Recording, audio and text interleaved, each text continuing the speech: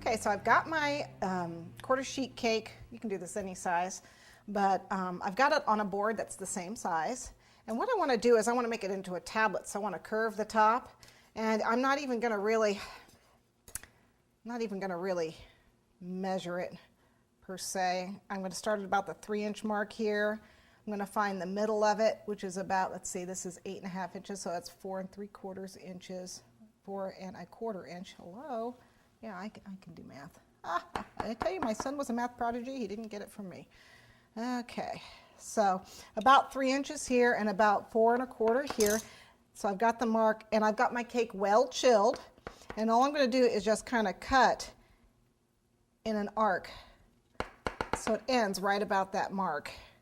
And you know, you can play with it. If you don't want to do a tablet, you know, you can cut it more, cut it less. And then what I do, once I got that cut, I can go ahead and flip it so I can see where to cut it on the other side, or I can measure it down 3 inches and do the same thing. I know it's going to go right about here. Yeah, use the back of the knife. That works really well. Okay, so I've got my, I flip it here, and it's going to be curve about like so.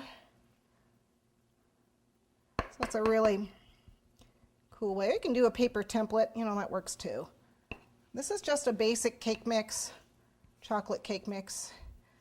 Let's see, that looks fairly even. It's a stone tablet, and it's supposed to be old, like the birthday person, so we don't need to get it perfect, and we're going to kind of mangle it anyway because it's supposed to look like a stone tablet. I'm going to take some chunks out. I love this cake. You only got to take a few chunks out to make it look. I'm going to round the edges and take a couple chunks out so that it looks like it's been chipped. Okay, so I'm just beveling my edges here. And again, it doesn't have to be even. That's the best part about this. It's a old stone tablet. So just cut a couple V cuts, you know, so it looks like it's been chipped. Hopefully it'll look like stone when we're done. Probably not a ton, but a little bit. Okay. I'm going to cut this a little bit bigger. Okay, so got a couple chunks out of it here. A couple more. So it looks like it's been eaten away by the years of time, kind of like we do when we get old. Okay, so I got a couple chunks out of almost, you know, you can do this for a tombstone too. If you're going to do a tombstone for Halloween, you can do the same idea. Okay, what I want to do now is I'm going to cut my board so it'll fit.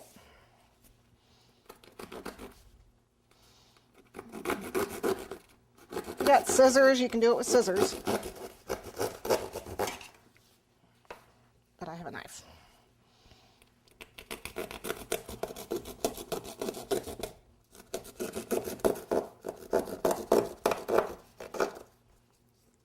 A little bit more. Okay. Okay, let's clear away these crumbs because I know they're going to get in my frosting. And then I'm going to roll out my color and roll out my fondant.